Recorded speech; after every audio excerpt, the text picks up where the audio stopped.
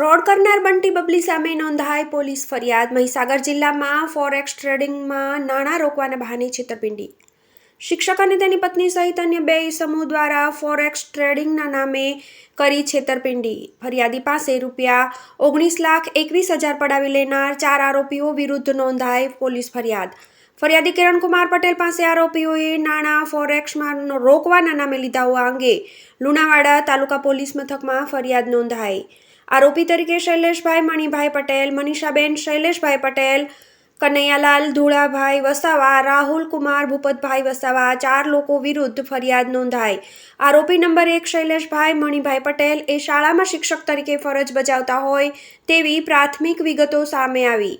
વર્ષ 2022માં પૈસા લીધા બાદ નાણાં અવારનવાર ફરિયાદીએ માંગ્યા હોવા છતાં પરત ન કરતા લુણાવાડા તાલુકા પોલીસ મથકમાં નોંધાવી ફરિયાદ। સમય મર્યાદામાં રોકાણ પરત મળી જશે તેવો ભરોસો અપાવી અને ઠગાઈ કરી હોવાનો આરોપ। લુણાવાડા તાલુકા પોલીસ દ્વારા આ બાબતે ફરિયાદ નોંધી આગળની કાર્યવાહી હાથ ધરી। રિપોર્ટર વિજય જોશી।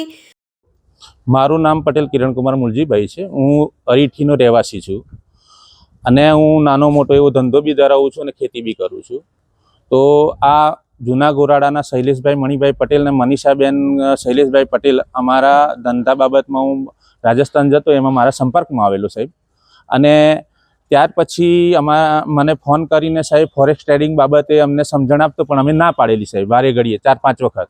તો એ સાહેબ વારે ઘડીએ અમારા ઘેર 10-12 વખત આવીને અમને સાહેબ એને વિશ્વાસમાં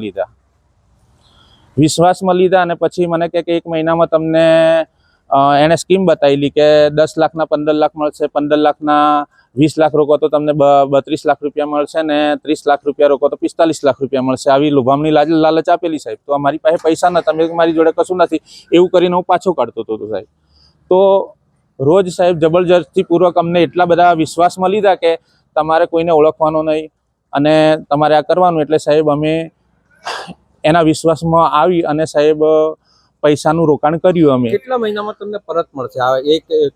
હા, 1 મહિનાની અંદર તમને 20 લાખનું સારું એવું જેટલું રોકાણ મળશે એટલું આલીશું એવી ચર્ચા કરેલી। મહિના પછી તમે માંગણી કરી તો શું કહ્યું? મહિના પછી માંગણી કરી સાહેબ તો એને મિનિમમ 15 દિવસ સુધી તો આજે આવું છું, કાલે લઈને આવું છું સવારમાં। પછી એને સાહેબ વળંક લેવા મળ્યા કે પૈસા તો એમ કે પેલા લોકોના ખાતામાં નાખ્યા છે ને એ લોકો આપે તો હું આપું ને મેં કીધું કે જે 5 લાખ રૂપિયા રોકડા આપ્યા એ કોને આપ્યા હતા? કે મેં એ લોકોને આપી દીધા છે। પછી સાહેબ મેં પેલા લોકોને જાણ કરી કે ભાઈ આનું શું છે, મારા ટાઈમથી પૈસા આપો। તો પેલા લોકોએ એવું કીધું કે ભાઈ પૈસા તો શૈલેષે 50% એના ખાતામાં રિટર્ન લઈ લીધા છે અને બીજા કનૈયાલાલ ધુળાભાઈએ લીધા એમ રાહુલભાઈએ નિવેદન આપ્યું અમને। કેટલા માણસો ભોગ બન્યા આવા વર્ષમાં? આવા ભોગ બનનારની અંદર સાહેબ 8 થી 9 માણસો છે।